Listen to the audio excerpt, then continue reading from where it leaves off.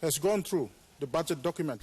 While the opposition rejected the budget, saying it provided no stability for PNG, government ministers were quick to defend.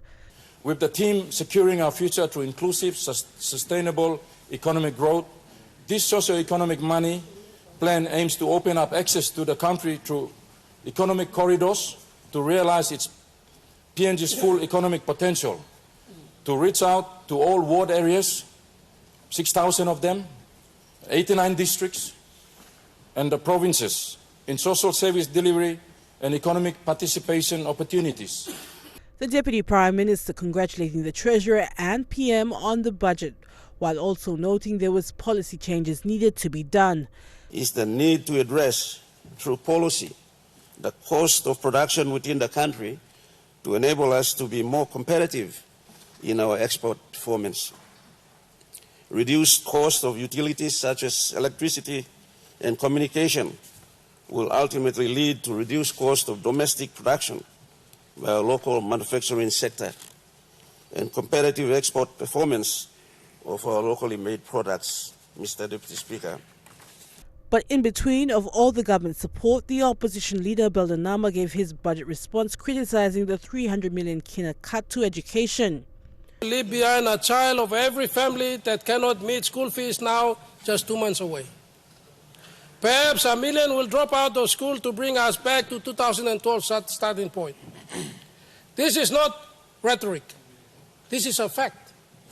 But government ministers continue to defend the budget. Trade and Commerce Minister stating that there is nothing free in the world when speaking in reference to the former free education policy. Budgeting, responsible spending. And I am yet to be told by anyone that everything in this world is free. So, Mr. Speaker, again I say it's a balanced way of making all of us responsible. Mr. Speaker, when we take into account the fact that 90% of our people who live in the rural areas do not pay any tax whatsoever, yet they expect the government of the day to provide for free roads, bridges, free health services, education. It is about time we made our people realize that nothing is free and we can start with education. That is where all of our hearts are. And I think this government is doing the right thing. Meanwhile, Police Minister Brian Kramer gave a short but clear response criticizing the opposition leader, as he went on to say that the opposition's response had flaws and holes in it. The Treasurer tabled the 2020 national budget, but we heard no vision, no economic reform package, no address to address our struggling economy, just rhetorical nonsense about the past, about budget holes, job holes, fake budget numbers, broken down old record repeating itself over and over again. However, he failed to actually state what was fake.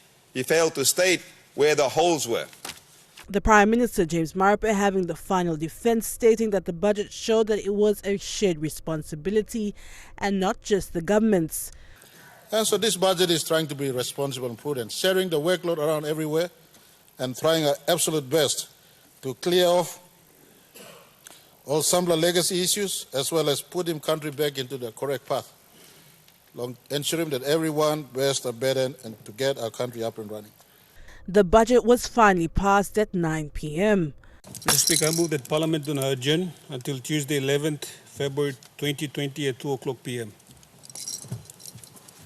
Adelaide Siraks Kari, National, MTV News.